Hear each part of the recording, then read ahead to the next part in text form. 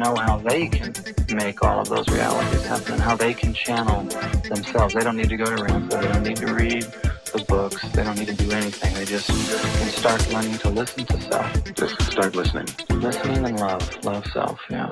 I have a friend of mine that's writing a song about that we may use in a presentation that we're planning. It's called Listen, Listen, Listen. Yeah, that's what it's all about. Yeah. May I say something, one more thing about the pineal gland? Oh, Bob, you're still with us. Hi, Bob. I'm listening to what you're saying, but I just wanted to, I'm very intent on what you're saying, but all these experiences, apparently, the way Ramtha described the pineal gland, or however you say it, is that it's not a gland so much as it's an area where your concentration gets focused on and is a part of our soul. And we tap into that anytime we want to. People tell me that they undergo past lives incarnational experiences. And they're tapping into not only their own experiences, but experiences that other people have experienced with them. And I also am firmly convinced that we live multi-dimensional lives now.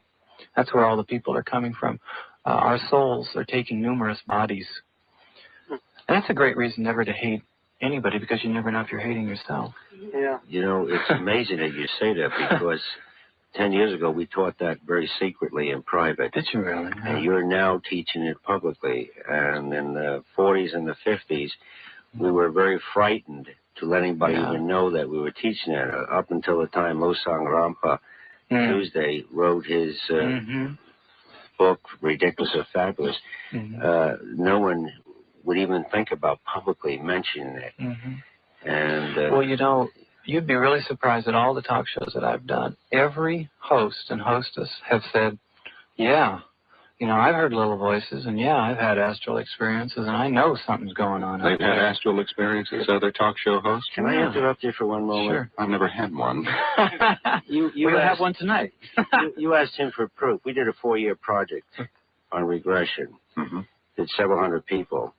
And we were able to prove what he just said, that people are living multiple lives, because by using various stages of trance meditative states of deep hypnosis and put them in regressions without suggestion, so allowing them to flow freely from life to life, we found that several of the people were floating to lifetimes. When we would ask them where they are, they'd say, I'm in New York, I'm in Paris, I'm in London, I'm in South Africa. Back in the 50s, of the 200 or more people we worked on, 40% of them named the cities, the addresses, the graves, the everything of who the other people were that they were. We said, no, you're not that person. You're this person. Said, no, I am this person.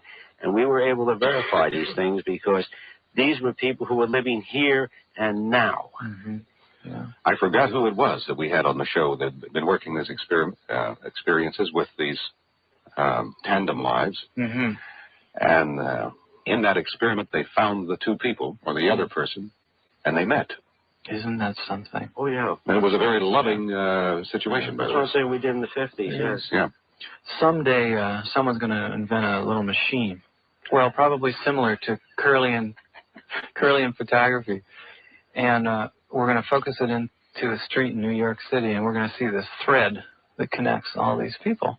And then we'll say, hey, Stevie Wonder was right. You know, those songs are really... right on target with that. Even New York.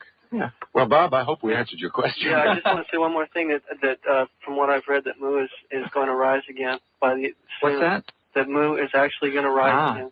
I held in my hand right now a piece of onyx from Mu that I found, and I know I was here before. I found faces in the mountains that were carved of Brahma. Now, how in the world would a face of Brahma be up in the mountains here? This was part of Mu. According to Ramtha, and this is some new information for the planet, that Atlantis didn't think it was rained upon. It's the basic premise. And the Atlanteans actually had the laser power. And the date goes back to about 35,000 years, and this is all according to Ramtha. Right. And there were wild beasts running around the planet at the time. And there were also people called the Lemurians, who were called soulless. And at this time, this was where the soul was removed from womanhood. At this time also, the soul was taken away. And the Atlanteans were experimenting around with lasers, trying to rid the planet of these beasts, and the laser blast took off. And at the time, Earth was surrounded by a cloud structure, similar to Venus now. And the laser blast severed the stratum, and the Great Flood began, the storms began. And the rains rained down, and the floods came. And the Atlantean Lemurian civilization is sitting between India and North American continent now. And up in the Pacific Northwest, Washington, up in those areas are where some of the high points of it remained. Now, when that happened, that was the first time, according to Ramtha, that we experienced death. Prior to that time, we never thought of death. We only thought of us as being eternal beings that live forever. And at that time also, the fear, that great superstition, fear, came into our being. And we saw our families flee away from us, and our children flee. And that was where the fear of social consciousness, from that point, according to Ramtha, and according to the book, that was where we decided we needed nations, we needed governments, we needed religions to protect us.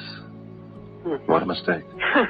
Yeah, Well, thank you very much. All right. Really gracious of you to let me stay on so long. I could talk on this every Bob, it was a Thank you, good Bob. question, and I appreciate it. Yeah. We're 22 minutes away from midnight on this Saturday night. With me is Douglas Marr. We have Nick Misurino standing by here. We've been talking about that crystal skull. We're now talking about Ramtha and Douglas's new book called The Voyage to the New World. That we talk about is the world that Nick sees in his skull. That's what I was so interested in, the world of peace and brotherhood and joy and bliss and everyone.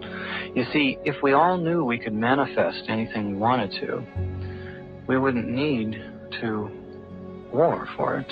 That's true. They would study TK and they'd find out what they can do. Yeah. Mm-hmm. So what books like Voyage and skulls like Nick are doing is presenting to the entire planet how they can tap into the source and make it happen for them. And then you get into this place where you don't need it, because you got it. I want to tap into a source that lets us have this show. If We I won't may. need them.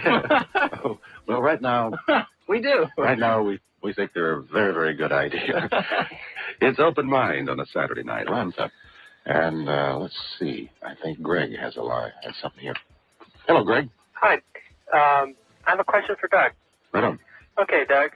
I'm pretty naive to this, but I do feel a sense of power.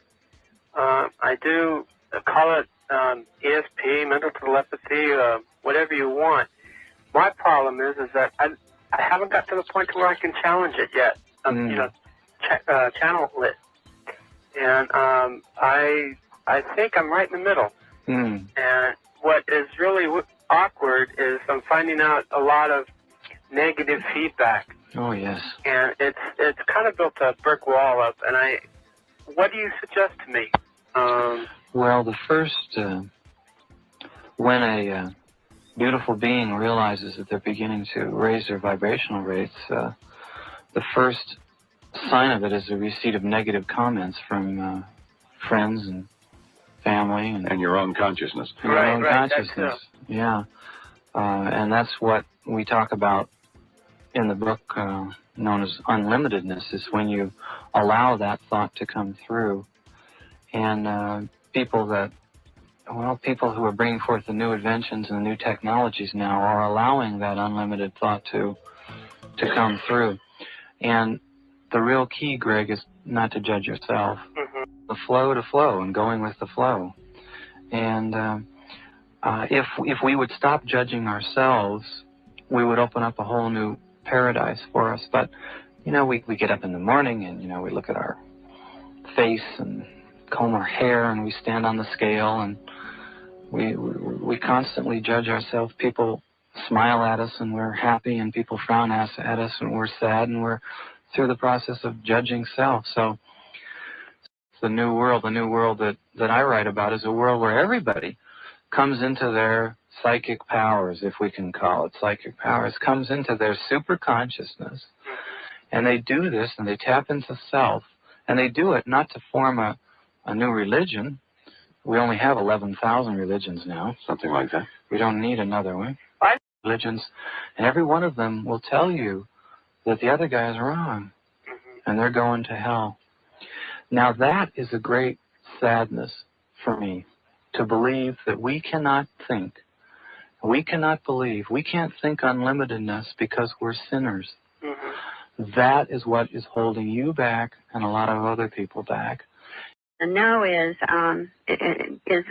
that was just a discussion that I heard, and I wondered if you could elaborate on a little bit further, either of your guests. Are crystals, can they become a tool for enlightenment, a source to tap off, not necessarily that they are the source, but another source to get some of this information? Can you comment on that? Well, yes, a crystal is a tool. Let's first understand that.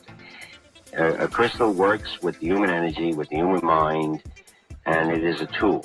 It is nothing else but a way of helping you, if you will, put your knowledge together or your energies together and do certain things that you wish to do. Some people use it for healing. Some people use it to gain more knowledge. Some people combine and merge with it, such as Mr. Mars was talking about. We call it astral body, astral senses, into the 7 levels, each having 7 dimensions, each one below that having 7 levels, which comes to 500 and something levels. That's knowledge that's been taught for thousands of years. And the crystal helps you venture into some of this. And if you are prepared for, one, to love yourself,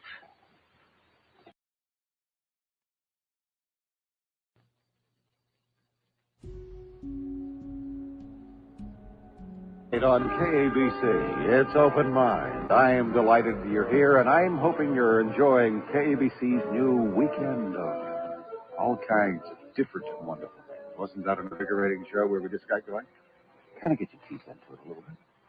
But for the next 3 hours, we're going to get you into something else, which we certainly to have an open mind. It's a new world. And my guest tonight, it's an encore presentation for you.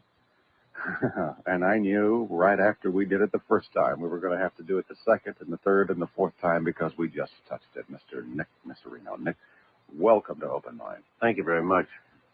And the crystal skulls, are they still running around? Oh, yeah. We're running into more and more skulls. Nick Nesserino fascinated us, what is it, about 3 months ago, I think. June. Something like that, in June. With the incredible story of the Mitchell Hedges crystal skull. Crystals in general. So our subject is that and things metaphysical and holistic in general. So we're not going to really confine our conversation tonight to just the crystal skull or just the crystals. We want to look at a broad area of thought and endeavor on the part of so many of us that is a little bit different. But it's not different. It's very ancient. They're all tied together. They're all tied together. Absolutely. And we have one of the great masters to talk with you. So you're invited to join us tonight, if you will, to talk to Nick Nesserino. Let me give you some numbers so that you can get in here, because I know that you're better questioners than I am, much better inquisitors than I am. And we have some unanswered questions about the crystal skull. Oh, what are they? One, when can we see it? When can we look at it? When can we experience what it does for people? Well, one, you can go to Kitchener Canada and see That doesn't answer the question. See it anytime you want. If you want to see it physically. Otherwise, it was last in Colorado a few weeks ago, and at one of the conventions there. We've had it in San Francisco, it's in Miami and Dallas, and it will not be on the West Coast again until next year, as far as I know. So I can't give you an exact time. Annie Mitchell Hedges and I haven't talked for about a week and a half. I've been out going from city to city and place to place, so I haven't had much time to do it. But we have word up from Belize that there's a skull on the move there. We have word from Honduras that there's a skull on the move there. And we have word that we finally located our rose quartz crystal. It's moving between Guatemala and Honduras. We have Sam down. Well, we have some people down there looking for him. And we sent out some letters to try and make contact with these people. I hate to say it, but they're in the business of smuggling artifacts and things like that. On this show, you've realized, Nick, you can say anything. Oh, you can? Oh, well, we have a few smugglers who do things oddly enough with crystal skulls, and we're trying to get them, make contact with them so we can go and see what they've got. We also have a skull in San Jose, which is a large amethyst skull, which is... in San Jose, California? Yes, for sale. Is this one of the skulls that reflect... You know, I'm not being fair here to the audience that may have just joined us. We're talking about the crystal skulls. We know what we're talking about. Well, I don't, but you do. Yes, we're talking about antiquity. Could you spend a few moments to describe what this crystal skull is, why it's so important, and what it does? Well, there are several skulls known to man, and basically why they're so important is nobody knows where they came from. No one knows how they were made, and they have a way of, if you will, showing you movies and pictures.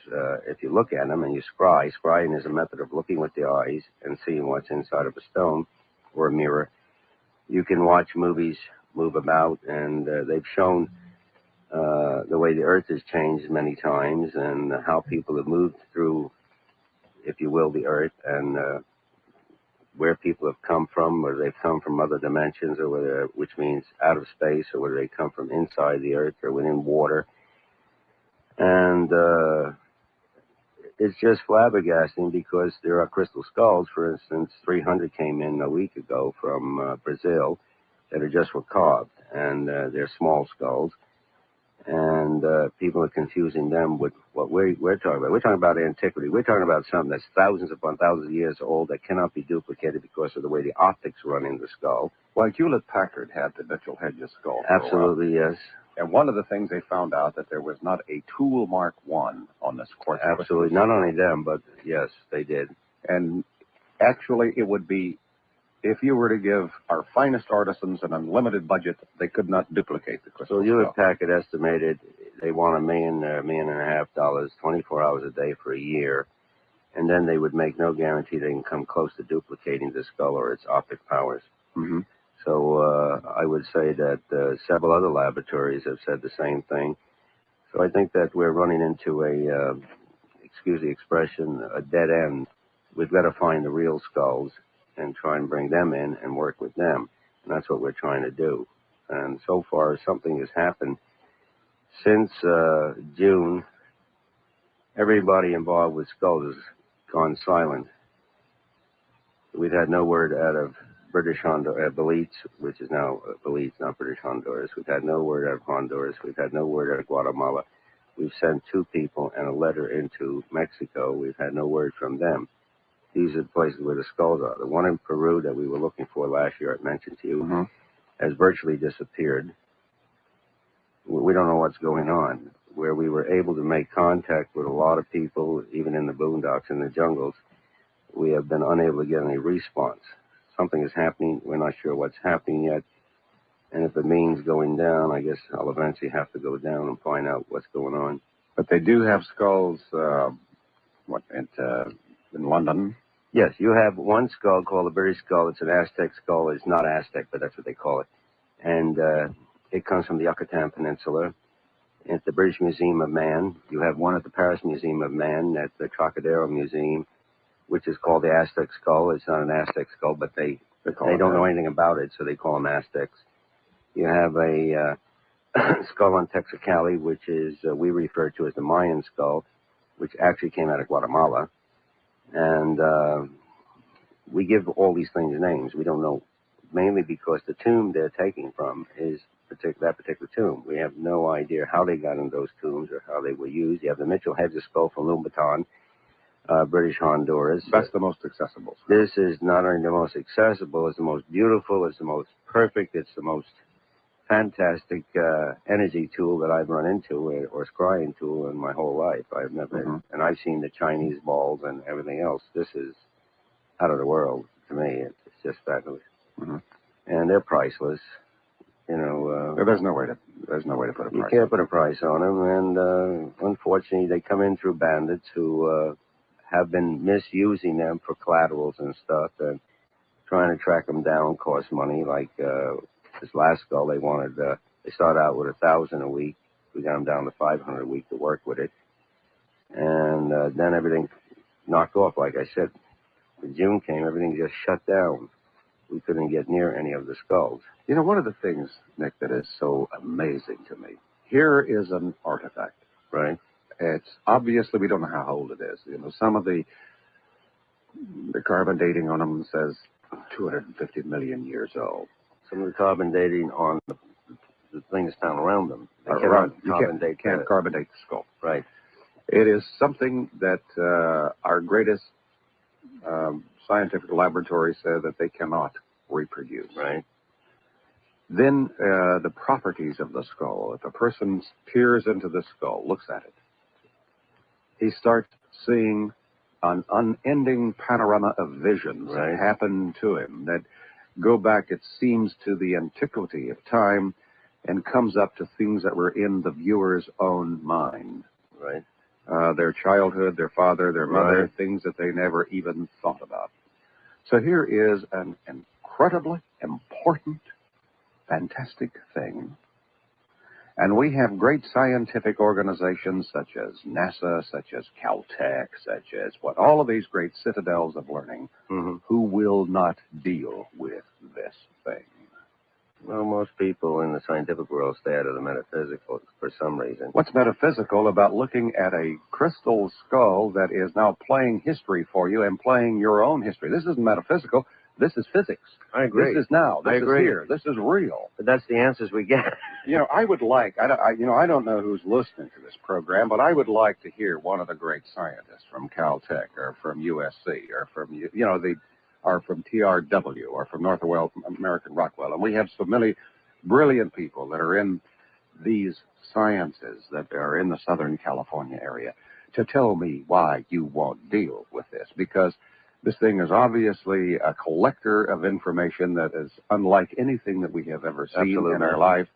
And it also plays it back. Absolutely. And it gets its information from all kinds of levels, including evidently here we go, being a little bit metaphysical with the astral level and some of the other things, which, as a scientist, I would suspect that you want to know as much about it as you can. One of the other interesting attributes of it, I think, that you can take photographs of the pictures that you see in the skull, and the photographs themselves change. Many scientific people have done that, too, and they still don't understand it. And so then they discard it. They put it on the shelf and forget it. May I make an example, for instance? We were doing a house in not too far from here, Paso Robles. We had 3 scientists. When you say doing a house? A haunting. A haunted guys, yeah. A haunted house, okay. And we're working the case, and these scientists are sitting there, and they're very deeply involved in physics and math and, things that I don't understand. I'm not that trained, and I'm not a scientific mind, but the refrigerator rose off the floor slightly and started to move. It just lifted up off the floor? Yeah, it just elevated or levitated, and one looked at the other and said, do you see that? And I said, well, what do you think it is? He says, well, we see it, but we know it's not happening because it's impossible for a refrigerator to lift off the floor and move. So the refrigerator moved about 8 feet across the floor and laid itself down again on the floor.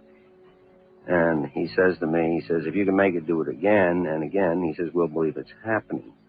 Meanwhile, he was looking at his book. Yeah. And, of course, it wasn't in the book. It wasn't there. And if it's not in a book, it doesn't exist. And as far as he was concerned, the drawer opened, and a bunch of utensils came out of the drawer through the air and fell on the floor.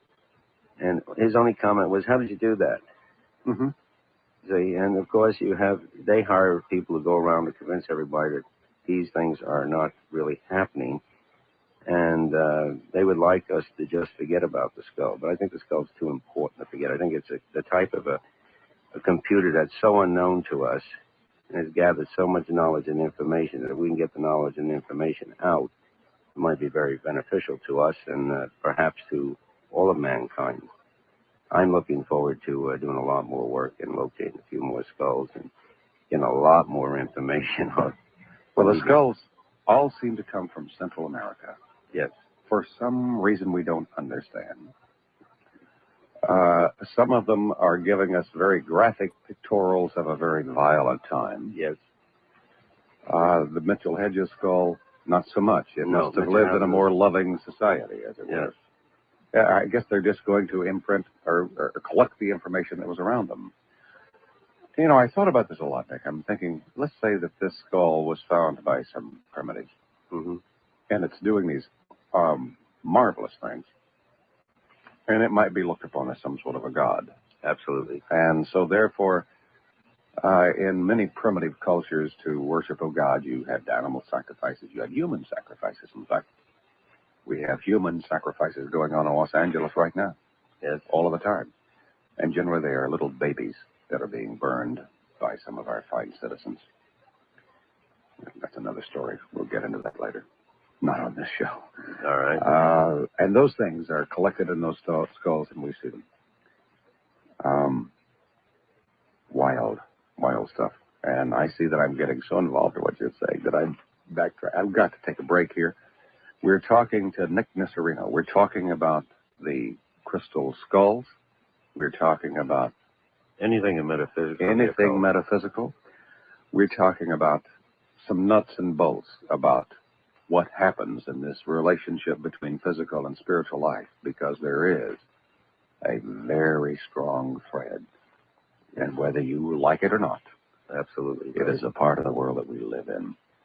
Why don't you join us? We'll be here. 4 to 3. 4 to 3. Bottom of the ninth. Bottom of the 10th. 11th. Gene Autry just may have his day. I sure hope so. God bless. Poor Astros. Bottom of the ninth, right? 2 out. Done in by the Mets. But those Mets have had a good year, haven't they? Let's get back to it with Nick. And let's also talk to Betty, who's right here. Hello, Betty. Hi there. How are you? I'm fine. How are you? Well, couldn't be better. That's good. Angel won, so that's good. Hey, I was wondering if maybe they had some help from the other side. Well, I'm hoping so. Oh, that's nasty. Being that the Dodgers are, gathering their strength for next year. Yeah. We got to go Angels, right, Betty? Absolutely. All right. I was wondering if, do you have to be a specially gifted person, in other words, a psychic, and able to be able to see stuff out of this thing? Or, if cameras can see it, honey, anybody can see it. But I've always been a believer in this stuff, but I have never had any psychic experiences. I've never gone out of body, so don't feel bad. Okay. How long do you have to look at it? I mean, do you have to concentrate, or do you just see it, or what? What happens? Well, I think that you don't have to necessarily look at the skull. You can look at a slide and see the same thing, or a photo. And we take between 1 and 3 minutes on each slide when we're doing a research project with photos, and we have each people write what they see. And most people are capable, after about 5 or 6 slides, of seeing something. As for the crystal skull itself, it's a matter basically of staring into the skull in one particular area. So you may have 10 or 20 people looking in, each one seeing something different, but normally about 10 to 15 minutes is about maximum time before people start to notice something precise or specific in it. Other people notice immediately, and it has nothing to do with being psychic. Mm-hmm. It has to do with whether you can concentrate, very relaxed. You relax. That's the most important thing, and look into the skull.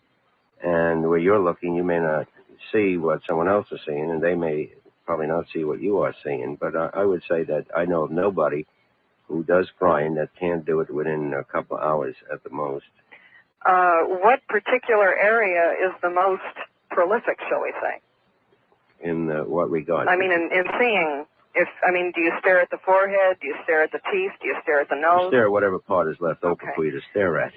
Some people are in the back, some people are on top, some people are on the side. What if you were there by yourself? If you were there by yourself, well, then you would stare into the temples. That's the smartest way of doing it. Now, I saw a picture quite a while ago in a National Geographic of a crystal skull. I don't know where it came from. That's not it. That wasn't it? No. Okay. That is one of the skulls in the museums. Oh, okay. So that has nothing to do with the... With the Mitchell Hedges or with the Mayan one or the ones we're talking about. Is that what we would call a real crystal skull? Yes, we would call it a real crystal skull. The only thing is that nobody can get near it or... Which one was that? The one in London or Britain? In both. You cannot get near... I just put over $300 to have slides made of both skulls so that we can see if there are any changes or not. And they send us the same slides they sent us 4 years ago. Is there any conversation with the authorities at those museums that have the other skulls, the Aztec skulls? Yes, we have now. As to why they won't let people investigate? They're too valuable, too fragile, they can't replace it. They don't know what it is, but they can't replace it. So they just keep it in the vault? So it's kept protected. No, the Paris skull was taken down about 9 weeks ago and put into the vaults. Otherwise, it was out till then. The British skull is now back on public display in a case, and you can go in and see it. Now, for $21, I believe it's 21 an hour now, 21 pounds an hour or something like that. I forget what it is, whether it's American or English dollars. And you can go in and work for 1 hour. You're allowed 1 hour of photography through the case.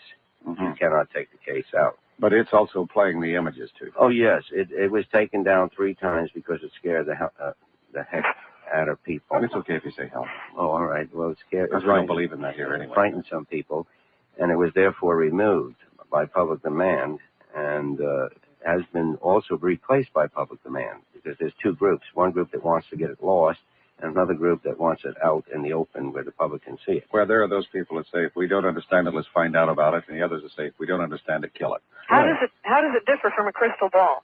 Oh, quite a bit of difference. Crystal ball is simply a piece of crystal that's been made into a round shape, a sphere. And I have one of those at the house that doesn't do anything. It's pretty. It doesn't. You can tap a crystal ball and make it do things, but that's something else. The skull is, number one, carved like a human skull. Now, the Mayan skull is just a complete carving, one solid piece, as is the British, the Aztec, the Southern France one, and several of the other skulls. The Mitchell Hedges skull has movable jaw, moves up and down, and it can be taken off and put back on. That's the differences. One is carved completely like a natural skull. They're believed to be women's skulls, and each part of them has a different ray of light that is emitted in a different direction or can be directed in different directions. They estimate, I think, something like 132 ways that optics light can pass through and come out through the eye and the front of the face. And that's something you cannot do with a crystal ball. It changes colors. It has color codes and it runs by itself. You can sit there and keep watching it. And, let's say it's a dark room. All of a sudden you see red light, green light, blue light. And then it goes to a higher level of yellow-orange and sometimes violet to indigo. And it just comes out. There's nothing there. It just starts emitting these lights. Other times it virtually disappears and sits there like a series of dots, which we photograph. We have photographs of all of this in slides. Other times it seems to multiply and become 2 skulls or 3 skulls, or elongate and become very long. The eyes begin to disappear many times, and caverns appear. And there's one, like a dimension after dimension after dimension. And as you look through the eyes, for instance, the skull gets longer and longer and longer. There are so many differences. We could talk for an hour at what all the differences are. I don't know if that's helping you, Betty. We've got 3 hours, so it's okay. Oh. When will there be another one, or I don't know, when was the last one, or when will there be one in the Los Angeles area? Whenever somebody in Los Angeles is willing to pay the bills to bring one in and get Annie Mitchell Hedges down here with that one, that's the one that you should see. It's one of the things I want to do if we can put on a show we have in mind. Yeah, that's where I think it's at. And she's trying to raise money for a foundation to put the skull on public display in England permanently, in a permanent display place. And we're trying to locate some other skulls so that we can get more information. The skull's available. Anybody who wants to go to Canada and make an appointment and go oversee it. And there's no problem. And where is it in Canada? Kitchener, Ontario. It's 60 miles west of Toronto. And it's between Waterloo and, It's Kitchener and then Waterloo, which is the next big town up. And you should have no trouble. Just dial her on the telephone. She'll pour you tea and coffee and biscuits and treat you like you're the greatest thing since sliced bread. She's quite a lady. And her name is again? Miss Annie Mitchell Hedges. You can find her name in Richard Garvin's book, The Crystal Skull, or in The Skull Speaks, which is a book that recently came out last year that they published from some medium. And if you're in a library, they're in Who's Who. Okay. They've been around, so you shouldn't have any problem. Well, it is the most incredible artifact on the planet that I've ever heard about, and anyone who's heard about it also has to agree. I still would like to talk to some of the great scientists here in Southern California who may be with us as to why they ignore that. Thank you, Betty, for giving Okay. us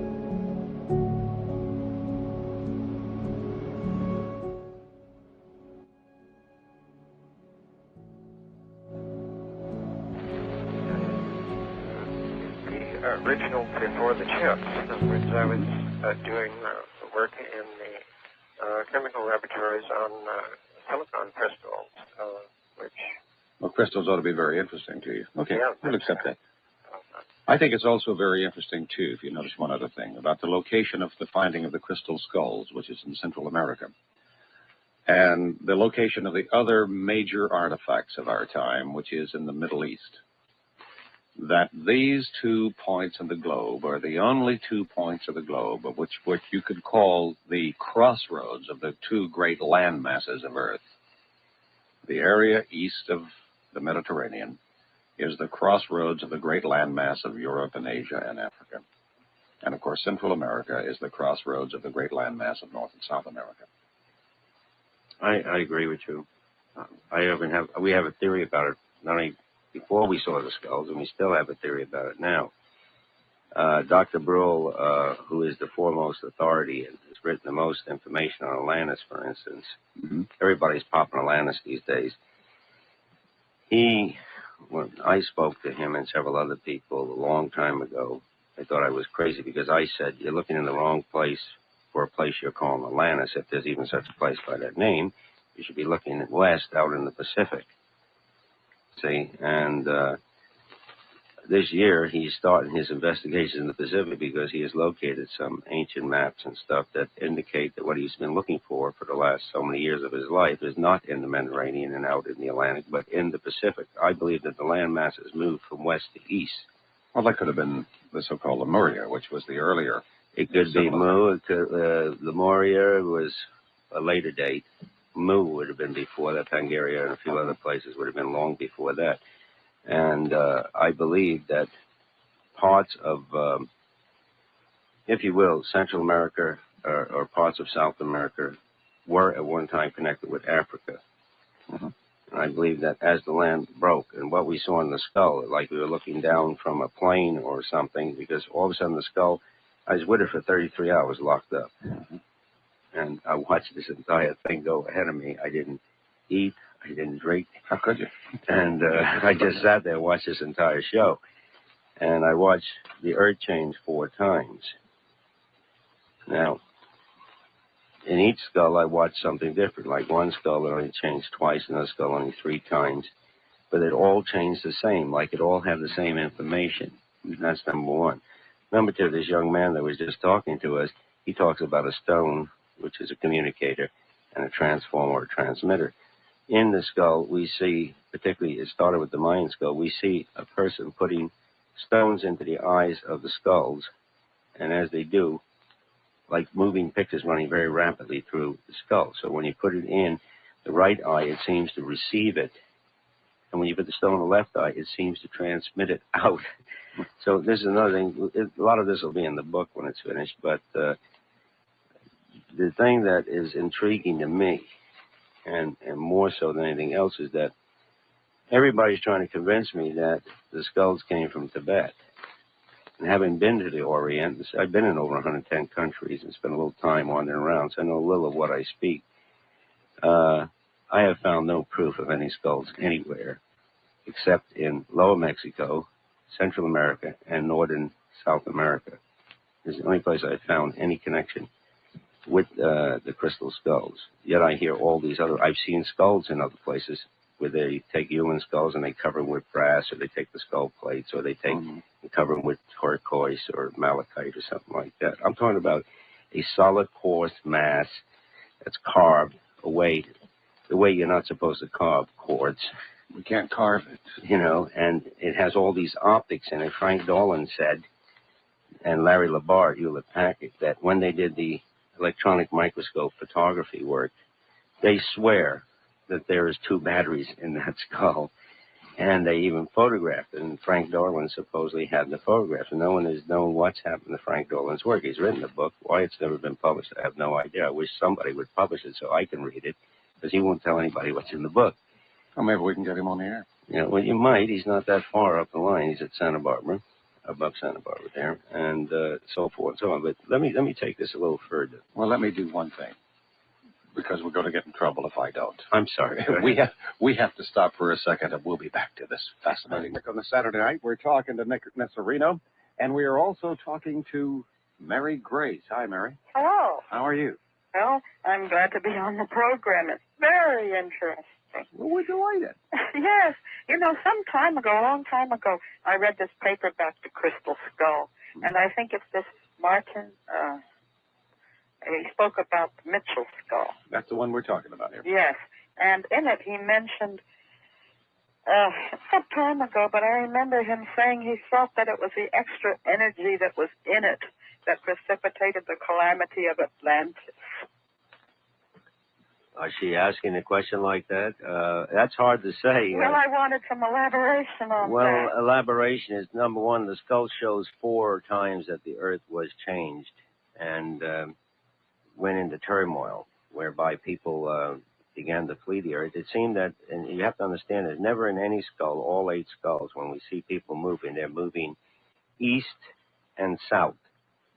They're never moving north, and they're never moving west. East and south. That's right. And if you understand the old manuscripts, you understand that energy moves west to east, contrary to what a lot of people teach today. The way the Earth turns. Then the other thing is that if there is Atlantis or whatever it was, let's just put it this way. The world, civilizations, far exceeded what we have today. If we are to understand the buildings we were looking at, the construction that we looked at that were destroyed, that sunk. And what we saw was mountains become deserts or oceans. We saw deserts rise up and become mountains. We saw castles that were, let's say, in flatlands, all of a sudden on top of mountains at very high peaks. We saw where there was a desert that became an ocean. So many things happen. Trying to relate 30 or more hours to you is kind of hard. Well, there are fossils that are on mountaintops. Well, I agree with you. I'm not arguing with you. I've been to Central America, and I've been to South America, and I've been to many places where you can find fossils at 10 and 12,000 feet in the air with no trouble. But I can't honestly say to you that the skull precipitated the destruction of Atlantis. I don't believe that that's what happened. I believe Mother Nature got a little angry, and Mother Nature will clean up the earth. There's something else I wanted to ask about. Mother Nature has a heck of a job in front of her, right? Yes, and I think she's going to come about and do it again. I wanted to ask about that. I go to the Braille Institute now and then, and I heard there was a man from the Cetacean Society, and he mentioned the extreme intelligence in the killer whale. Mm-hmm. And he said how they were located, how they found schools down there in the Gulf of Mexico and by the Bahamas. Well, and he said that they were so intelligent that their brain capacity was more than that of man, but they didn't have the hands. And he said that if there anybody from outer space that wanted to contact Earth, why wouldn't they contact them? Or maybe in a binomial language or some other makes more sense in contacting man, it seems to me. Well, let me make a point here. She doesn't know how good a point she made. She does. She made a good one. No, I don't. I want elaboration on it. No, I will try and elaborate. The skulls emit sounds. They're clear audio as well as they're clairsentience, affinity, noise. You get all these things out of the skulls. But clear audio, we heard these sounds, and we heard them over and over and over. And we spent over 2 years looking for these sounds. And we found these sounds one day by accident listening to a whale tape. Oh, no. And a dolphin tape. Now, this was fine, except there was one specific sound that sent chills through our bodies, and I was able to repeat it at one hearing, only once. I was able to pick the sound up and actually, on perfect key, repeat the sound, and I never heard it again until roughly 8 weeks ago. And I was with some friends, and they were with a killer whale, and they were training the killer whale to do their tricks and stuff at Marine World, and the killer whale emitted this sound, and it literally froze me in my track, because it was the identical sound that we heard from the skull. And we're now having a tape and trying to get it on tape. And we have some other people who are doing some work with dolphins to get a certain sound there. Now, the moment we went to the dolphins and the moment we went to the whale, and this will get you, Bill, is these things are making all kinds of noise. The moment we mentally tried to transmit the skull to the fish, they didn't make another sound for the rest of the day. And everybody, including the researchers, was simply startled. And I just sat there and meditated and tried to transmit the skull to them, and everything went silent. I mean, everything went silent. Where the dolphins went in their direction, they mics all over the place underwater. We got absolutely nothing. Absolutely. And for days, they stayed silent. If that doesn't give me the idea that there's some connection. You know, we'd like to take those sounds and put them on optophonics. Yes. And which is the true sound. Right. Which you cannot get recording any other way. Well, they said those killer whales could make the sound on such a high frequency, it could turn man and boats and things to jelly. Well, it almost turned and me to jelly. And that's how they swallow things. That's how they swallow things, these big things, because their throats are so small. Well, I won't know how they swallow, but the sound literally stopped me cold. I froze. I couldn't move. I couldn't do anything. Every muscle in my body stopped. Halfway medicine man. I do quite a bit of traveling and lecturing and teaching.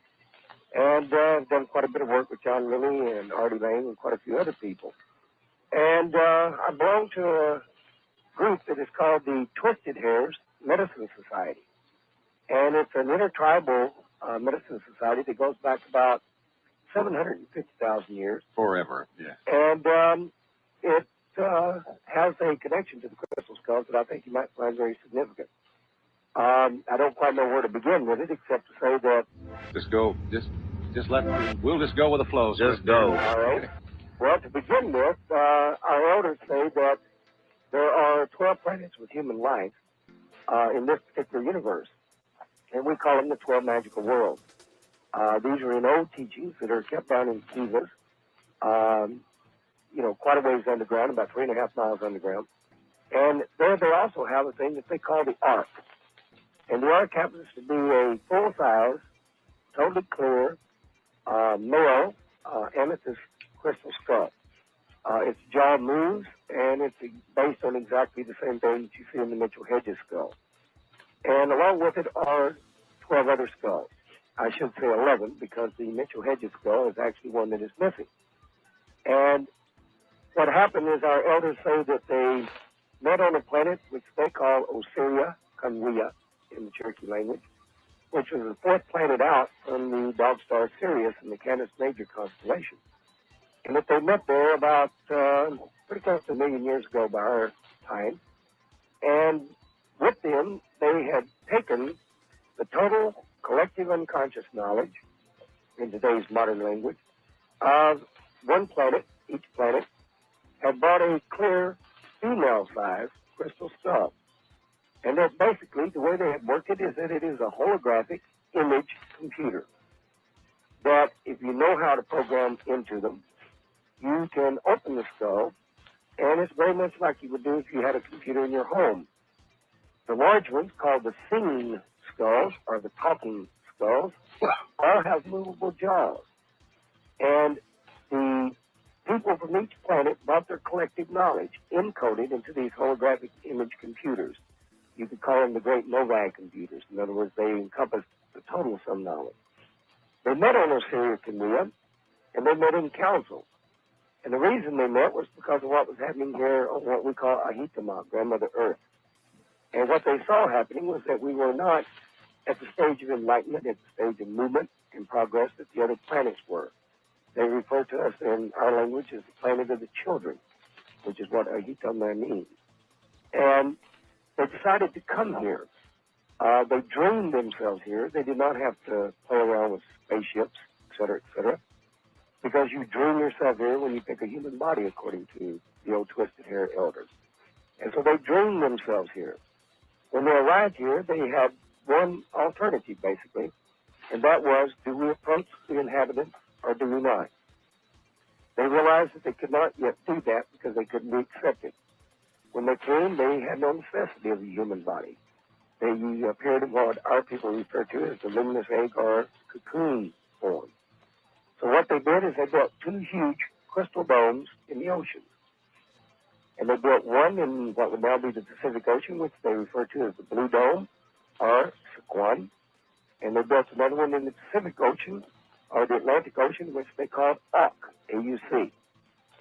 And then from these domes, they would periodically come out and visit and work with the different people and the different populations.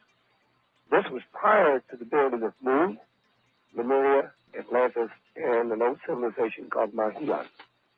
And those were the first four great civilizations, according to the elders in these records.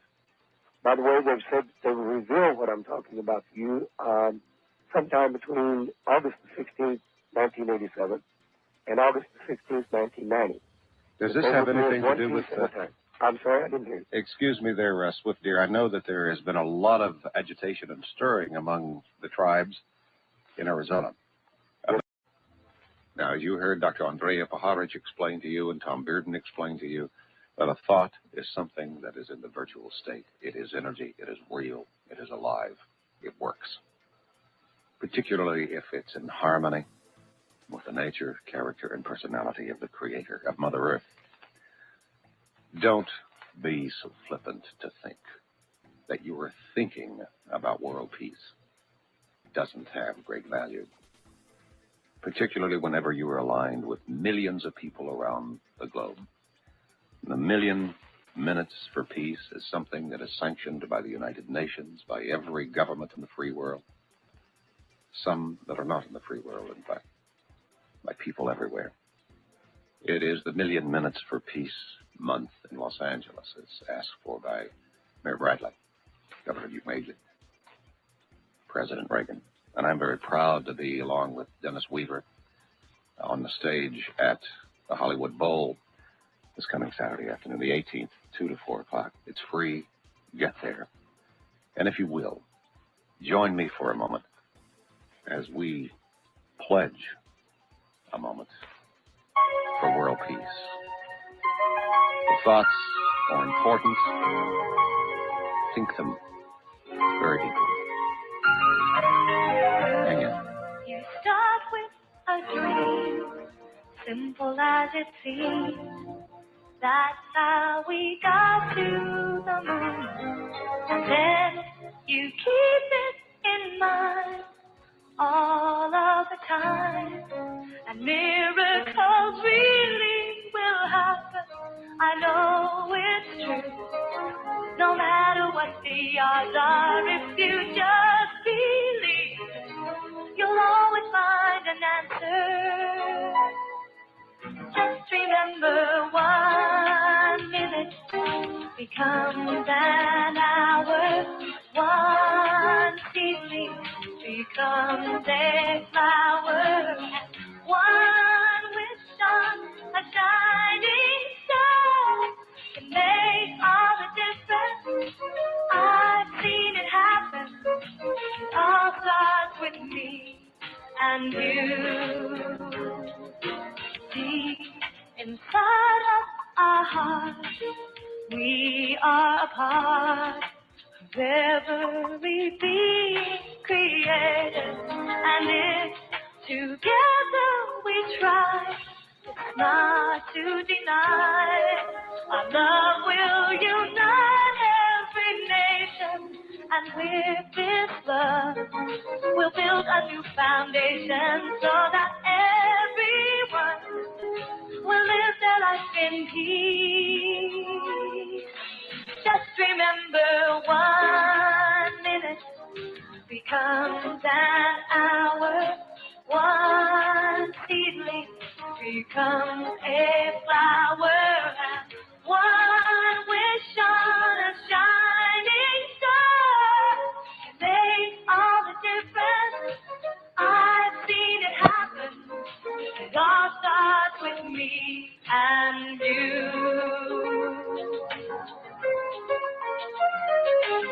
Your thoughts count. Your thoughts, they really do matter.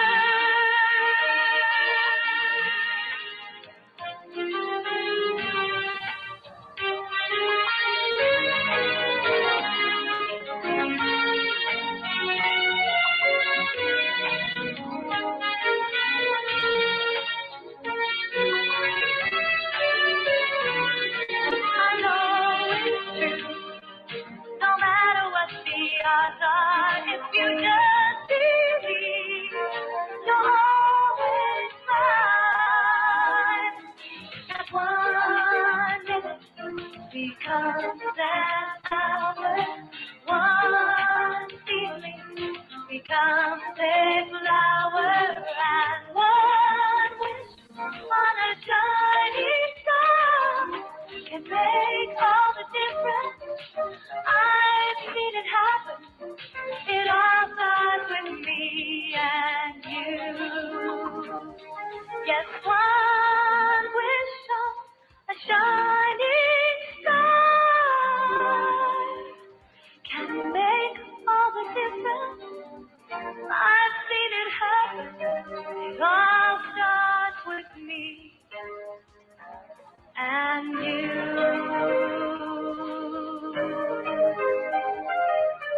Your thoughts count.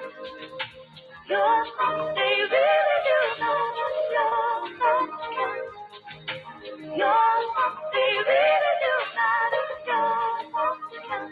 Oh, your thoughts do count. Your thoughts, they really do matter. Don't ever think they don't. Your thoughts, they really do matter. Your thoughts count. Your thoughts, they really do matter. Your thoughts count. And if you really look at Mother Earth right now and you see it torn asunder, I think that we can contribute or attribute the asunder to which we have torn to the thoughts that we are thinking as individuals and certainly as nations. For a nation is nothing more than a macrocosm of each of us. If you can't have peace in your home, if you can't have peace with your spouse, with your children, with your neighbor, with those in your workplace, how as a nation can we have peace? Come join us at the Hollywood Bowl, 2 to 4. Dennis Weaver, myself, many others, and the children. The children are there from the Los Angeles Unified School District. It is free. Be a part of doing something for peace. I implore you to come, and certainly to think, meditate, bring on world peace, which is peace not only for this planet, but for each and every one of us.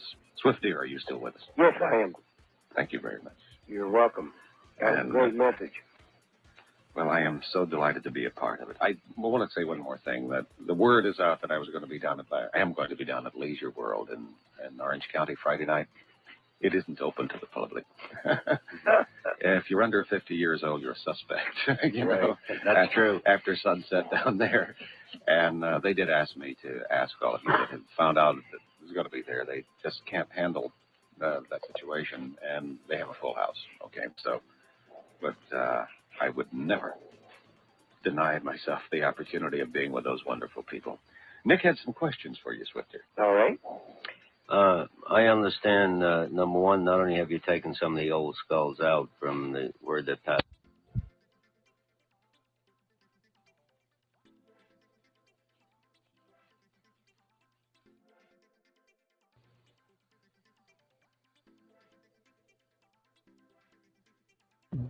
The 300 other skulls, particularly of amethyst origin.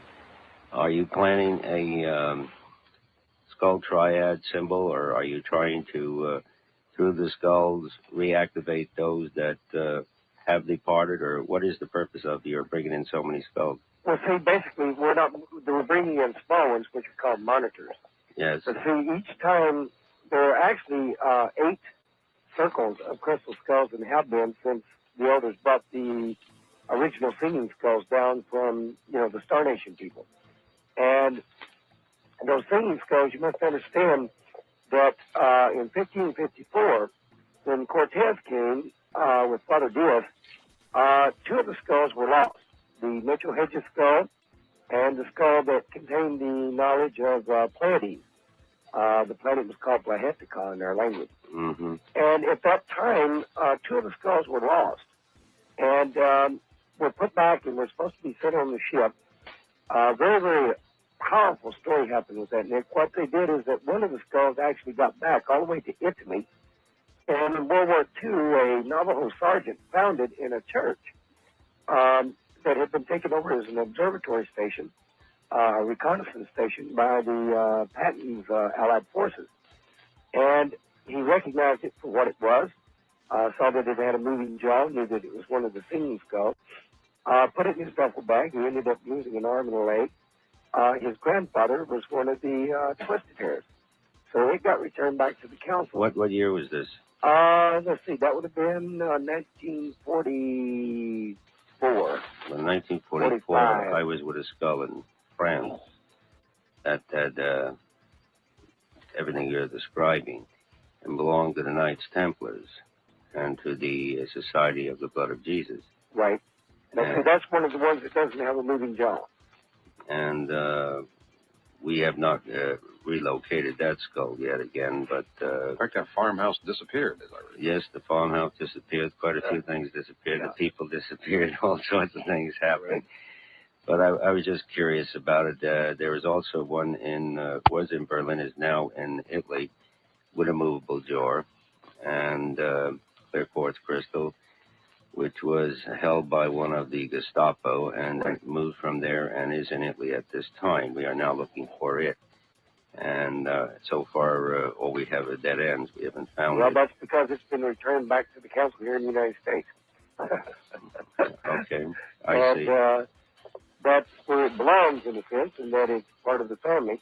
Does the Mitchell Hedges skull belong with the council in your estimations with you? Yes, sir, it does. I went up and talked to Anna, and I've sat and worked with it, my wife, Diane, that bird and I. And it is, once we went up there, by the way, what activates the crystal skulls is what is called the crystal goddess and the jade god. They're 2 figurines that are passed along to each twisted hair Nagual, or a leader of a wheel, a circle of crystal skulls. And then basically that Nagual has to create their own. They have to get back to the old lineage carvers and create a full-size amethyst and 12 clear ones, and then a small fist-sized monitor for each member of the wheel. And, of course, that's what I'm now in the process of doing. A friend of mine, Damien Quinn, we've been, taking us almost 8 years to get back to a carver in Brazil, whose great-great-grandfather was one of the ones that carved and, is in the lineage of what we call the lineage of carvers. Well, And so what I will do is take my set of skulls, I shouldn't say mine, they're not mine, but it will be our wheels, and they will be linked in, that is computer linked. I use that term because I don't know another word. It's a good link. It's a good link, yeah. And we will hook them into the singing skulls. Well, now, Nick was able to activate it without any of that.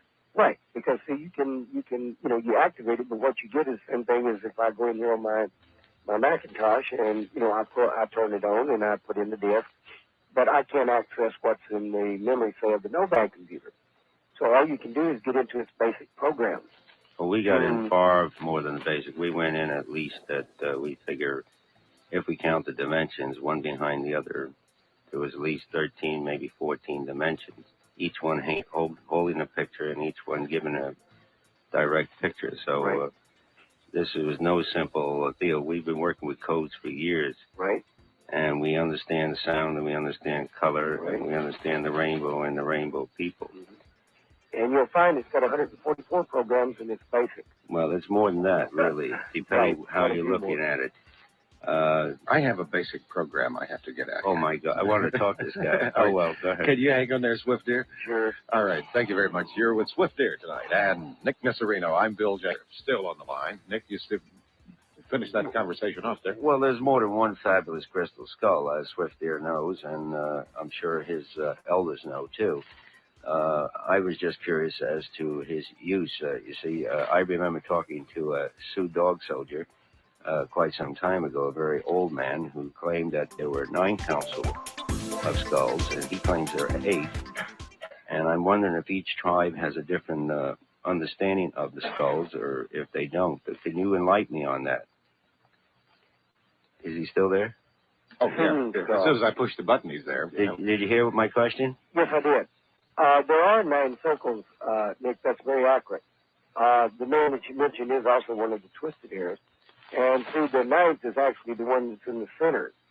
And then there are 8 circles outside of that. Oh, okay. And the thing of it is that there are literally 5 circles of crystal skulls. So there are 13 times 8 plus the 13 that's in the center. So that's how many there are all total. But you've got to understand that for American Indians, we only have 5 circles of 13. And then we hold the singing skulls in, I guess you could say, in abeyance until the time when, we're gathering together in world peace. And the Mitchell Hedges skull is not to be returned, according to our prophecies, and it's about a 200,000-year-old prophecy, until such time as we do set with the children and gather together in world peace. And that was what our elders are saying is now fixing to happen. I'm sure you're probably aware that August the 16th is when the 1987 ends a 1352-year cycle that was called the 13 deaths, or the 13 scourges by the Mayans. Yes, the scourges. And we start a 752-year cycle, 7 cycles of 52 years, on August 17th, 1987. And the elders are meeting because much of the strip mining, much of the stuff going on at Black Mesa is getting very, very close to one of the main entrances down into the kivas where the singing skulls are kept.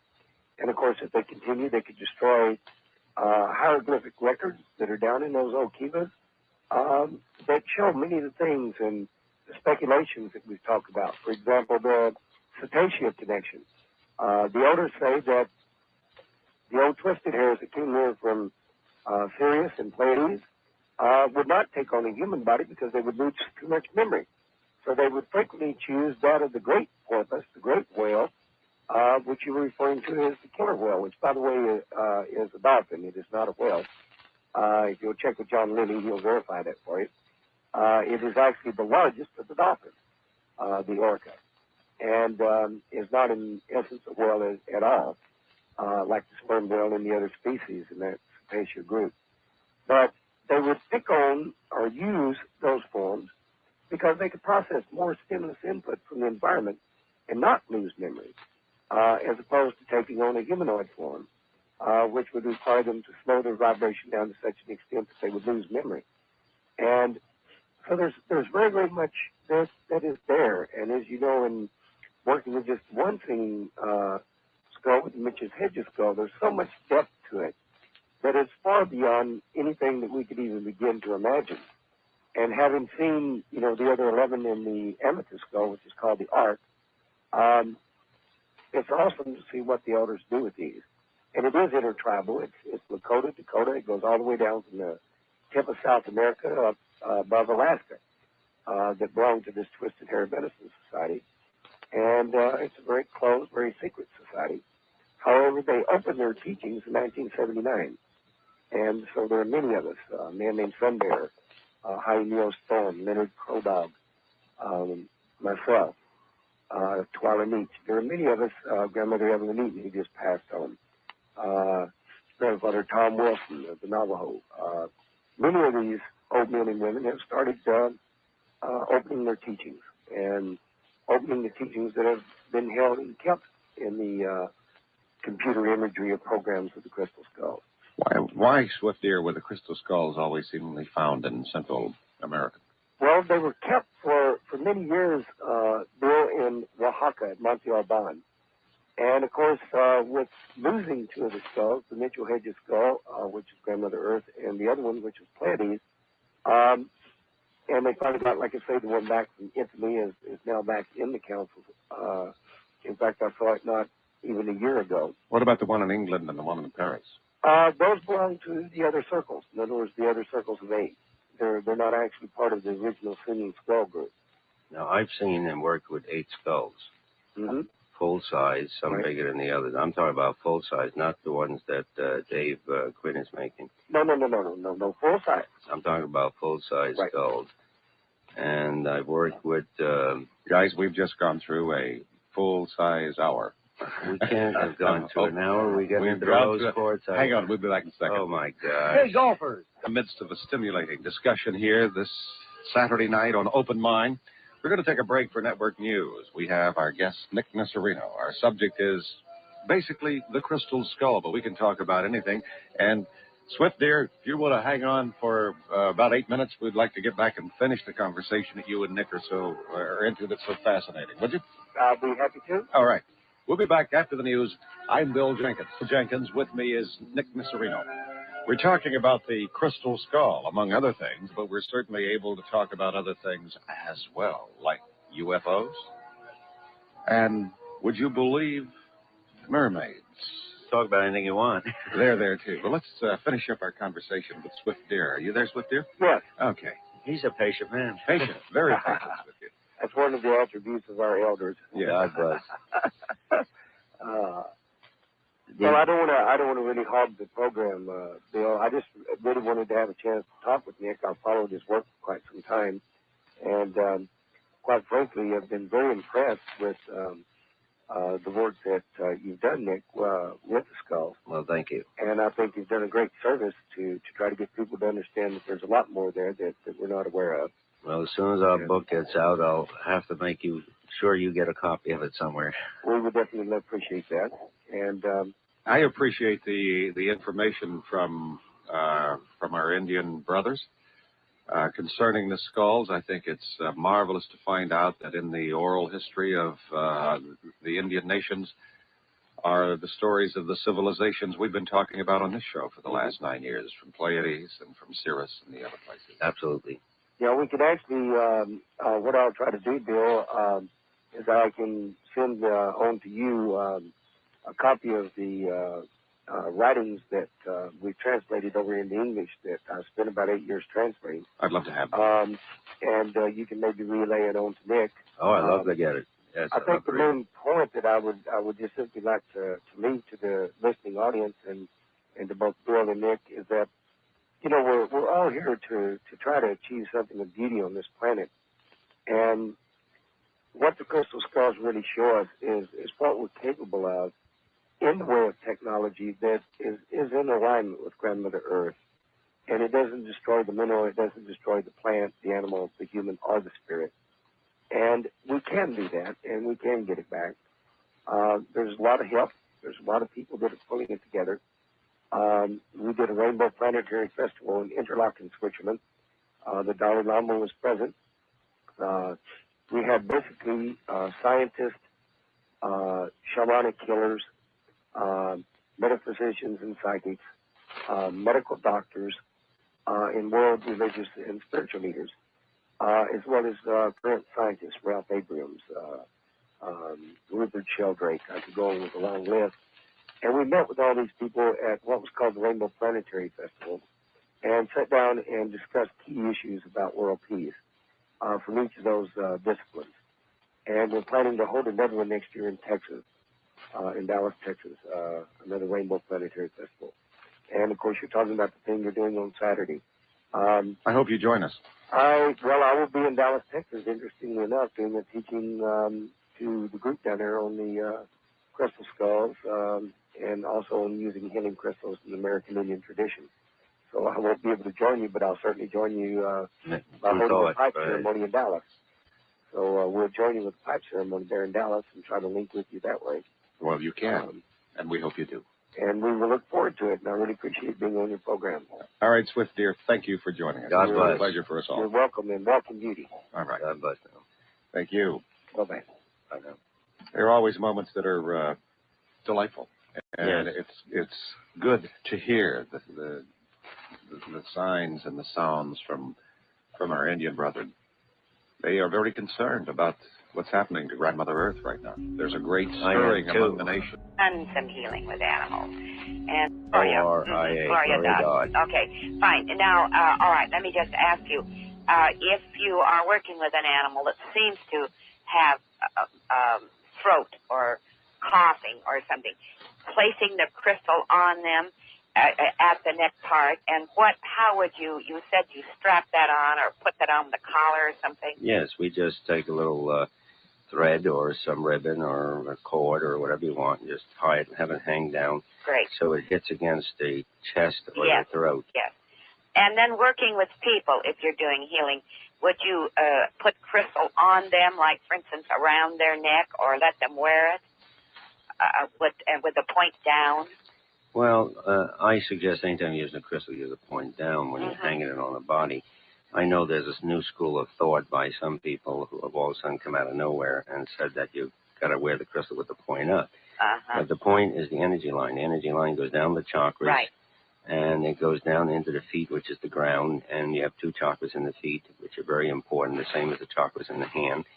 And therefore, it's advantageous for you to allow this energy flow to take place, and it comes up through the body again and moves down again. Whereas if you turn it upward, you have the energy go out the head, and it doesn't serve the purposes that it should serve. Have you taken the crystal awareness course? No.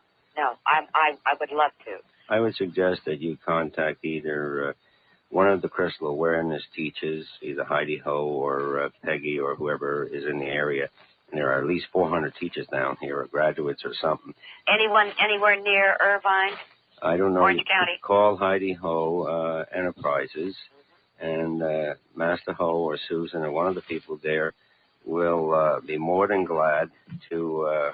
In fact, why don't you just go over your little tour that you're going through right now, if you will, Nick, and maybe this will be help to Pat. Let me do it. Let me let Ho do that, and he'll give you the number to call. He lets me do this because I can read my notes. Okay, wonderful. First of all, let me give you the number. The number is 818-761.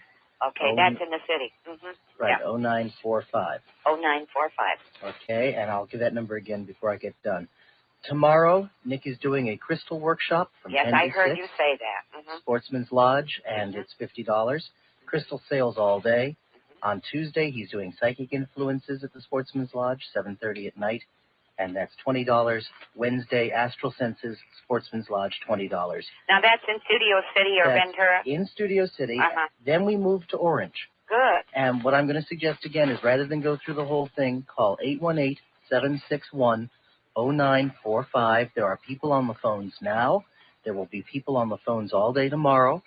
And they'll give you the full tour, because it's a full tour of ghost-busting workshops with slides, crystal skulls where you can come in and look at the photographs, see the changes, psychometry workshops, which is Nick's specialty.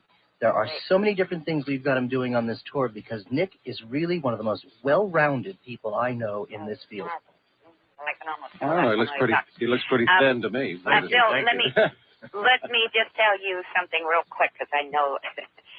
Since I have worn the crystal, and of course sleep in it every night and have another piece by my bed, I just go floating all over everywhere at night. You're not going out of body, right? Yes. Oh. And meeting with people that have been gone for a long, long time, and talking to them just like, yesterday. But I really don't like it. I don't see any need. That's not what I want to do. I don't want to... Lend me your crystals. I want to work here. I just don't have any desire to do that. I go and visit with my mother and, other people, and that's lovely and everything, but... Put a double terminated crystal on your head. What? And take a double terminated crystal and place it on the center of your head. And just tie it down or or glue it down, or however you do your head these days. Some people have wigs, you can take them off. Some well, don't. I don't. Okay. And you put the point, so there's one point going toward each ear. All right. And then go to sleep, and you'll have better control of the projection state. You also, if you want to control your dream state better, put it from the point of the forehead to the point of the back. So one points to the back and one points to the forehead. Okay. But if you're having an uncomfortable situation, put it crosswise from ear to ear along the center plate of your head, right? Of course, where the ear enters on both sides, so each one point is facing each one of them. And I think you'll find it a lot more comfortable, and you'll have better control. All right. Well, thank you. It's just wonderful to be a part of listening to this. It's just absolutely fascinating. Well, Pat, thank you very much for joining us. Oh, thank you. Bye-bye. Somebody's going out of body just willy-nilly and doesn't want to go. I love it. Okay. Well, I have to have a long talk with you, Pat. Well, I would love to. I saw your picture in Alexandria, and you look exactly like you sound. He's handsome. Indeed. Thank you, Pat. Okay, bye-bye. All right. It's 19 minutes past the 11 o'clock mark on this Saturday night. I'm Bill Jenkins. With me, Nick Miserino. We'll be exploring fascinating topics with the real experts. In person is what we're about. Thank you, Richard. You know, this Tuesday, Open Mind listeners are invited to hear a favorite guest of this program. That's Bill Moore. Now, you've heard Bill talking about his UFO investigations and his book and movie, The Philadelphia Experiment, this Tuesday evening at 7:30. Aware of that exists in our waters. You know, we know more about what's going on outside the planet than we knew what's going on 5 miles down inside the Earth or in the depths of our ocean. That's right. It's really quite amazing when you stop to think about how little we know about the Earth, and we spend all this time learning about everything else. Well, I think we better learn about the Earth so we can get Mother Nature straightened out. The mermaid theory has come to me over a period of nearly 46 years that I've been very interested in. It came through people telling me that they saw things, and it was particularly when I was in the service, and then I was in the Navy, you know, and things like that, and I traveled around the world. People had these legends of mermaids, and there were actual cases of where someone was attacked or killed or so forth and so on. And I was able to track down 3 mermaids that supposedly were taken, and were taken to laboratories to be researched, and I have yet to been able to get the information on them. I even called the Tatler at that time, which is an old news weekly, which had something on mermaids. I talked to the National Enquirer, some people there, and other places, and they gave me information on 2 recent mermaid finds within this year.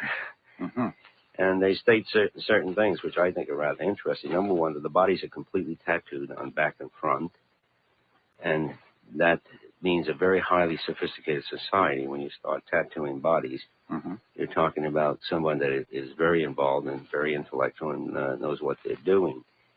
Also, the one mermaid, which was found roughly about 2 months ago in the Amazon region, was supposedly shot by several natives, and then the authorities came and took the body, and from there it went to a college, and from there no one knows where it went. I'm not going to give you any names because I'm still trying to track it down. I don't want other people getting in there. When you do research, you don't want to give names and addresses because there's always somebody listening on the radio who gets involved. You tell about a haunted house, you give the address. The next thing you know, they're at the haunted house getting involved. Messing things up for you. So you never give addresses if you can or names. You use what we call code names. Okay. So we'll say Amazon and that's it. We'll go from there. In the skulls, as well as in many of the crystal balls, and in the Chinese ball, which is a 12-inch crystal sphere, and in a great many of the scrying stones. Now, most scrying stones were not balls. They were simply polished stone, or they were pieces of quartz crystal where one end was polished and the rest was left rough. So when you looked into what is called a sunken barrel or a seeing barrel. We constantly see mermaids or mermen, such things as merwogs and different types of things that are in the ocean. Combination of fish and man. Fish and man. And there's another thing that we see that's very interesting. That is a combination of bird and man. Now, you see this bird and man in at least 5 of the crystal skulls, and the mermaid you see in all of them. And the underwater civilization, what seems to be an underwater civilization, you see in all of them. Now, it's either on some other planet or it's here. I'm not sure where it is, but I'm writing about it. And I'm looking for specific information right now to put in to finish this writing that I want to do. And I seem to be stopped. Would you believe it? Not by normal people, but by government people or officials. Good old friend Uncle Sam. Well, if it isn't Uncle Sam, it's somebody's government that's stopping me Uncle from Sam getting wants you information. Uncle Sam wants you to keep your head in the sand. That's true about UFOs. That's true about anything. Get involved with the RTD bus wrecks. You know, keep your mind on the brush fires. Well, it goes deeper than that in this regard. I talked to several people in the services, Navy, Coast Guard, and other places, and they tell me that there's a tremendous interest in everything that comes out of the water, more than there is things that are flying around in the sky. Mm-hmm. Those are interesting, but if it's coming from water, it really gets a lot of attention. Particularly if it's a UFO. Oh, are there such things? I didn't realize that. Yes, there are UFOs? Oh, okay. And we call them UAOs or UOAs. We have other names for them. Mm-hmm. We identify things that come from rivers differently than things that come from oceans, differently than things that come from reservoirs and lakes. And we identify things that come from the sky and go in water over things that come from the water go into the sky. We have a specific category for all of these things.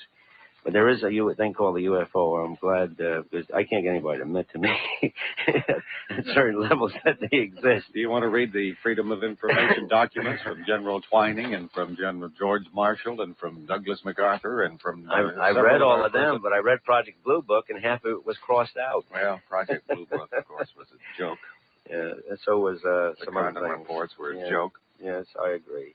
But I think that there's a great deal of knowledge here, and I think that we are going to find in the Pacific Ocean, particularly somewhere between Chile and Central America, somewhere between 500 to 1,000 or more miles in that area, we're going to find a civilization of life. Now, I've put my...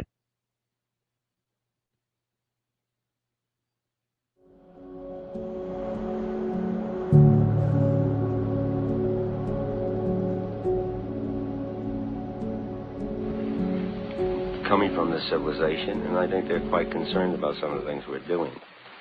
Just like the Indian shaman are quite concerned about what's happening to their holy places and their hidden knowledge places. I would be very concerned, too. All right. Let us check in on Marilyn and see what she's got on her mind. Hi, Marilyn. Hello, Bill. Mm-hmm. First of all, it's been very fascinating, and I certainly appreciate the show. Thank you. I remember the last time that Nick was on, he started to talk about images that literally manifested themselves outside the skull. And, I don't know, we got interrupted with a commercial, or I don't know what I imagine something like that. Well, get a lot of that. That happens, right? Yes. Anyway, I wondered if you might explain a little more about that. Well, the one image that impresses me the most is an image that stands about 7-8 feet tall and seems to appear every time you work with the skull in depth, and it comes out in a silvery blue like specks. And I'm not the only one that's seen it now. It used to be I was the only one that's seen it, but other people have seen it happen, so I'm definitely not going nuts. And it begins to flow in on the floor, builds itself up, and it looks like an Indian. We're not sure that it's Mayan or Inca or Aztec because it has some of the symbols that are not recognizable to those cultures as we know them in all the books we've researched, and we've researched several hundred books. And it stands there and looks at you. Now, in its hand is this gigantic club, and it just stares at you, and you wonder what it's standing there for, what it's trying to tell you. Just keep the club to yourself. It is a frightening thing until all of a sudden you realize that it is a materialization. You know, it's an apport. And then it asports. Asport means to leave. Apport means to enter. And then it slowly asports out, and just as it came in sprinkles of silver and blue and leaves. And it has gigantic feathers and has a gigantic costume on. It has the sign of the astrologer. It has the jaguar and eagle sign on it. These are three signs I recognize very well. It has the feathered serpent on its body. And those are the only four signs that I can place. The other symbols I don't recognize. I've drawn some of them, and I've tracked some of them down, and others I have not tracked down. But when we do crystal skulls every now and then, I show the symbols to people and see if they recognize them and can give me a hint as to what they are. I was thinking about the image in England, right at the tip of England, of the huge man with he's carrying a great big, I don't know, something in his hand. Do you know what I'm talking about? Like Stonehenge, or that same type of thing. It's a chalk drawing. Yeah. And I just wondered if it looked anything like that. It's more of an Indian look than... It's definitely a priest, highly costumed, highly dressed, well-bodied, physically. If it was a physical man, I would not want to tackle him. He's a giant of a man and well-proportioned, muscular, and so forth and so on. But it's his eyes that look at you. Now, at one time, we believed that there was another image behind him, which was a female, and it seemed that the female had control over him. That we couldn't prove. But he seemed to do nothing, where the female seemed to move a lot without showing her entire self behind him. So it's hard to say, to place it. I don't know, because this has happened several times. Each time, it was different. It was different in a symbol which appeared on the body. In other words, the symbols were not always in the same place. The jaguar, the eagle, the astrologer symbol, so forth and so on. The astronomy, to show that the man worked with the stars. So I can't really honestly give you a definite answer. And I'm not going to lie about it. I don't know. You never saw his image inside the skull then, huh? Yes, we saw both of them, the woman and the man, in the skull. In all the skulls. That's why I was waiting for Swift Ear to maybe mention that. But we've seen the same man, the same woman in the skull. And it always seems as the woman is the power and the man is the person who does what has to be done for her. She is a director. Yes, we've seen it in nearly every single skull, not only me, but 30, 40 other groups have who work with me. That's interesting. That seems to correlate with the etymological study of the Melchizedeks, which were a man and a woman. Right. And usually we think of that as just being a godly priest of some kind in the old Jewish religion. But it was a man and a woman. Absolutely. But no longer today did they keep the woman in that role. They may still be running around. They try, right? Right. Well, thank you very much. All right, Marilyn. I've enjoyed it. Thank you. I'm anxious to hear you again soon. All right, we'll have him back. Okay. Okay, Marilyn, thank you very much. I'm Bill Jenkins. It's Open Mind. With me is Nick Nisserino. Will be appearing in Los Angeles on Saturday, October 18th, for a special seminar at the Airport Marriott Hotel from 10:30 until 5. Now, this will be Andrea's only appearance in Los Angeles this year. Joining Dr. Buharich for a special appearance and demonstration will be the noted Dutch psychic Peter Herkos. Some of the topics to be covered in the seminar include Uri Geller's recent activities, Mexican UFO crashes, ELF and behavior modification, psychic healing research, ESP phenomena, star children, Earth changes, and the excursion of the spacecraft Spectra over Sinai. On the UFO, the team you sent down? They had a very good. This is with Paul Shepard and the group that went down there. They had a fascinating time. They got a lot of pictorial evidence. Did not get a pictorial evidence of the UFO itself, but certainly numerous interviews with government officials, the highest officials of government in Brazil. They're even making a city south of Brasilia based upon the plans given them by space beings. The government of Brazil is doing that. They're having a problem with them down there. The craft are terrorizing the people. They're abducting the people. They're doing strange things to them and carrying on evidently a lot of bioengineering experiments, crossbreeding, in fact. And a lot of those people don't like that. I can imagine. So there is a lot of activity that's going down. They will be going down again later, hopefully to get some more film. You should catch one of Paul's lectures on that. Oh, that's whether or not he is going to be releasing any of the videos or pictures that he has taken of the crystal skull, for public consumption, other than just to come and see the pictures. Well, I'm not the one who took the pictures. We had access to them, and we showed some photographs when we had our gathering in August. Nick and his group are the ones who took the pictures, and at this workshop they're doing, they're going to be showing not those same pictures. They're going to be showing slides, and these are totally different from the things that we showed. The ones that we showed, we have access to the photographs, and they are for sale if you're interested. But what Nick is going to be showing are the slides that are quite different. Well, I had heard on a previous show that there was, I think about 5,000 feet of videotape that had been taken of the crystal skull, and I was just wondering if any of that was going to be... Well, Nick is shaking his head over here like he knows something about that. Oh, my God, yes. We've got thousands of feet of video of the skull. We are using it to compile several books, which we are going to publish on the skull. We have not... we broke a rule of our research by, we have a contract, all the research is signed, and one is that we don't distribute photographs or video or anything like that until we finish the project. The project is the book. And, of course, we're talking about 9 skulls when we talk about the book. The other thing is that we sell photos. We broke down and sold photos because we got so many letters and requests for photographs, and so we made up these 2 sets of photos, which we gave a short history of, so forth and so on. Now, there is a place called Psychic Connections, which has a very dull medium, as far as I'm concerned, doing the crystal skull, and you can buy it. The video is called Crystal Skull. It sells for about $50, and it's a short, brief, 20 minutes or something like that. Our videos are 6 to 8 hours long. There are quite a few of them, quite a few, and they involve the actual work as we're working. And as we review these, we make notes, and those are the notes that we are trying to put together to put into the book. The biggest problem we've had is transcribing all this stuff.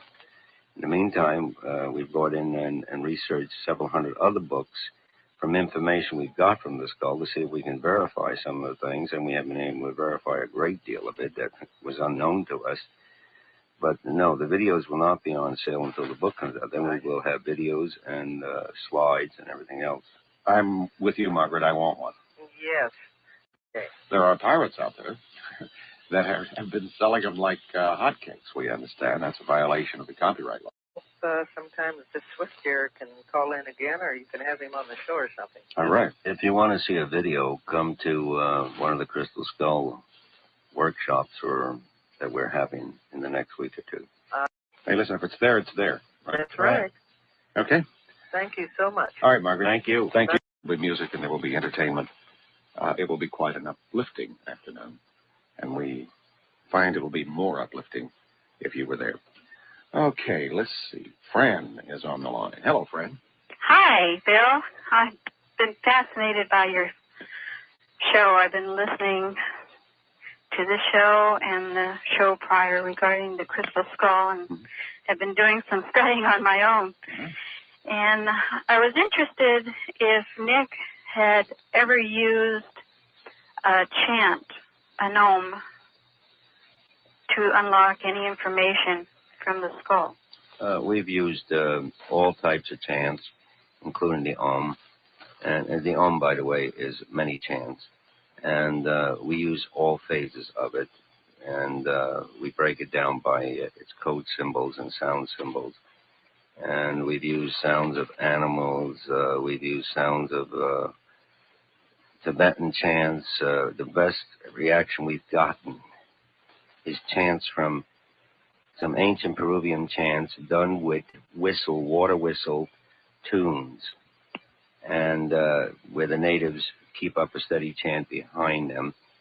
And from this, Dr. Steve Halpin, who you may be familiar with, who is very active with music and stuff, and well-known worldwide, he got his leg completely burned, and one of our ladies burned her arm from the energy coming out of the skull. So they did get crystal burns, and those are the only 2 times that we've ever had. That was with the Mayan skull, that we've ever had any accidents or where anyone ever got hurt from it. It was from the Peruvian chant with the water whistle for music. And the things that happened at that time were simply fabulous. That's the closest we've come. Ooms have never done much. We've had screechers, we've had dervishes, you name it, we've had them. And this Peruvian music, this Peruvian chant, these Peruvian instruments did something that nothing else was able to do. The other way we've gotten a reaction from sound is through whales and dolphins and porpoises. Did you ever use like Tibetan bells? Oh, yeah, you name it, we've used it. I had read something with regard to, I don't know, the skull, and sounds of bells came out of the skull. All the skulls makes bell sounds, but they do not react to bells. Yes, we've got sounds that go into such, what is the word you use for sounds, you know? Frequencies. Frequencies and beyond that, you know, where you can't even hear them. They're so high or low or whatever they are. Randy Florence of SRI fame, who did communications with a plant, invented that machinery, and who invented the laser light, where we hit the skull with 2,400 colors a second, and each color has a vibratory sound to it, and we bring it out into hours of doing it. I tried every range that we could possibly think of, and you name it, we've tried it. Underwater, above water, locked up in a vacuum, out of a vacuum. Unfortunately, never did anything. I was interested to know if maybe the skull was tied up with some sort of sophisticated form of genetic engineering, something to do with humanoid crystals. In other words, there's more than just a skull, but there's a whole other form that goes. Yeah, there's an intelligence with the skull. It's very much alive that is getting more out of us than we're getting out of it. That's for darn sure. Seems to be accumulating everything as you go along. Anything that goes in the side of that skull is accumulated by something, and it's highly intelligent. And if the skull desires not to be bothered, it puts you to sleep. It what? It will put you to sleep or give you a headache or do something, and you have to get away from the skull, and it just quiets down. And you can tell that it's very well controlled. If you're thinking a thought, or you thought thoughts last night, the skull has a way of playing the thought back to you, let it know that it knows what you were thinking last night. Was that like picking up the ether? You know, like people that take something and I have no idea what it is. All I know is that it played back to me my entire life. And I never discussed my life with anybody, including my own family. Okay, Fran, does that help you? I appreciate it. Thank you so much, Bill. I enjoy your program immensely. Good to have you. Thank you. Bye. I'm Bill Jenkins. It's Open Mind on KABC. It's about almost 3 minutes till midnight. Tom Paul will be here with you all night long. My guest is Nick Nesserino. And Deborah, we wanted to say hello to you because you've been on the line so long, but you got 30 seconds. So make it fast. Okay. The main reason why I was calling is I'm extremely disappointed recently in what I say was spiritualism versus materialism. And people using psychic medium or whatever to better their finances. Well, psychics that are charging outrageous amounts of money. I get all these things in the mail, you know, to like finding yourself through metaphysics, where they're charging a lot of money. I wish you'd have got to me quicker with that question. It doesn't need to be I agree with addressed. her, though. I do agree with her, but a person has to make a living, but a lot of people do take advantage. So Well, maybe do doctors, next time, you guys. So do doctors, so do lawyers, so does everybody take advantage. There are those among us in every field that we get into. Call me next time. Let's talk about that. I'll see you next week. Nick Nesserino, thank you so much for joining us on Open Mind. And Ho, glad you were along. We'll see you the first week in February. Nick will be back.